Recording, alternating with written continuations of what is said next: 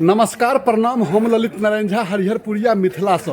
तो आज हम अहाँ सबके बीच में एगो रास्ता चलते डॉक्टर साहब से भेंट करबै छी।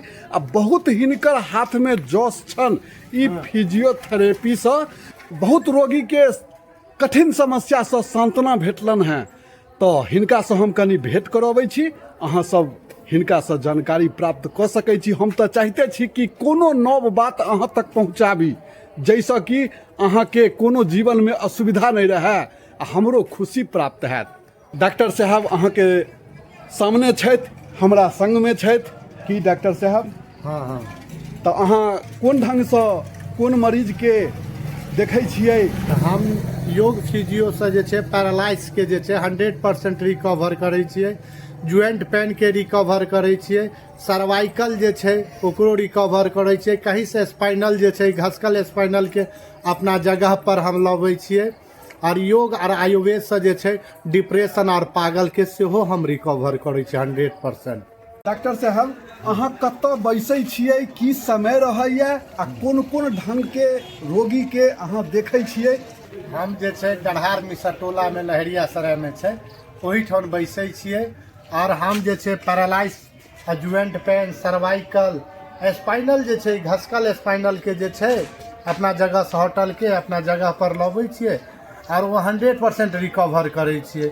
जेना जे छै केओ डिप्रेशन में छै, केओ पागल छै या किडनी पेशेंट छै, ओकरो हम 100% आयुर्वेद और योग द्वारा जे छै सही करै छियै। योग के द्वारा। अच्छा, तो हाँ ई बात तो छै। कते रोगी हमरा भेंट भेलैथ है जे कि कहलैथ है कि डॉक्टर साहब बड्ड नीक देखभाल करै छथिन आ हुनका निरीक्षण में हम सब स्वस्थ भेलहुँ है। ई तो हमरा अथिए तैं दुआरे हम अहाँ के वीडियो पर में लेलहुँ है कि दर्शक के ई पता चल सके कि ई आदमी कतऽ रहै छथिन। आ अपन कनी फोनो नंबर कह दियौ। हमर नंबर छै 7678424716। और जे छै हम 15 दिन में पैरालाइज के जे छै रिकवर करै छियै। पता चलल छै पैरालाइज वाला बढ़िया से चलऽ फिरऽ लागे छै। जे लंबा समय के पैरालाइज छै, अगर 2-4 दिन के पैरालाइज छै तो तुरंत जे छै 2-4 दिन में वहाँ के पता चलऽ लागे छै रिकवरी ओकर। हाँ तहन अहाँ बहुत बढ़िया सलाह देलिए। आ सब गोटे से ई जो एहि प्रकार के जे कोनो मरीज छथि कतौ छथि हुनका सहायता कनी करियौ, जे कि स्वस्थ शरीर स्वस्थ जीवन सुंदर जीवन होइ छै। हम सब एही के अभिलाषी छी आ चाहै छी जे कि पूरा समाज स्वस्थ रहै, छै कि नहीं?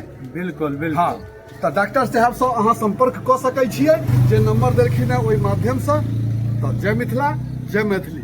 डॉक्टर साहब अहाँ के वीडियो हम रोड पर ठाढ़ भ के सड़क पर ठाढ़ भ के जे लेलहुँ है से क्षमा प्रार्थी छी। तो अहूँ कहै छियै जे हमरा पास में 1 मिनट समय नहीं है, लेकिन दर्शक के तो ई बात पहुँचाबऽ के छलैया, हुनका लग संदेश ई देबऽ के छलैया। बहुत अनिवार्य छै, कियाकि हमरा स्वस्थ समाज चाही। बिल्कुल। तो तैं दुआरे हम सब रोड के काते में सड़क के काते में ठाढ़ भ के अहाँ सबके लेल वीडियो बना लेलहुँ हैं। तो धन्यवाद।